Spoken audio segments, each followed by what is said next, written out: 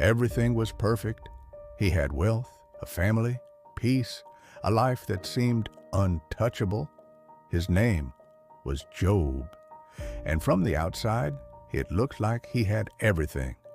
But what no one could see was that his faith was about to be tested, not in small ways, but in ways that would break most people. In a single moment, everything began to collapse. His possessions were gone, taken, destroyed, one message after another, bad news that never seemed to end. Before he could process one loss, another arrived, and then the unthinkable. His children gone. Silence replaced joy. Grief took over everything. And still, it wasn't over. His health began to fail. Pain covered his body, day and night, no rest, no relief. He lost his comfort. He lost his security. He lost everything that once defined his life. And in the middle of all that pain, people began to speak, to question him, to accuse him, to tell him that this must be his fault, that he had done something to deserve this. Even his own wife said, "Curse God and die." At that moment, everything around him was pushing him to give up, to break, to walk away from God. And if anyone had a reason, it was him. But Job did something unexpected. He stayed.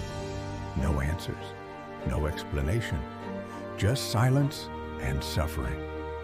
And still, he did not turn away. Because real faith is not revealed when life is easy. It is revealed when everything is taken and you still choose to believe. For a long time, there was only silence, no answers, no explanation, just questions echoing in the middle of pain. Why? Why would God allow this? Why would someone faithful lose everything? Job waited, not for a day, not for a moment, but through suffering that didn't make sense. And then God spoke, not with simple answers, not with explanations that would satisfy the mind, but with something deeper, a reminder of who he is, of his power, of his control over everything. Because some answers are not meant to explain the pain, but to transform the person going through it.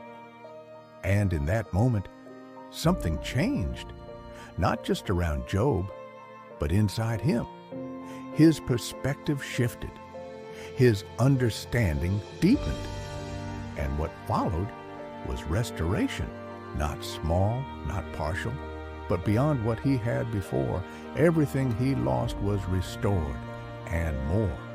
Because God didn't just see his suffering, he saw his faith, the faith that remained when everything else was gone. And that is what changed everything. Because the real story was never about what he lost. It was about what he never lost, his faith. And sometimes, when everything around you falls apart, that is the only thing that truly matters. Would your faith remain if you lost everything?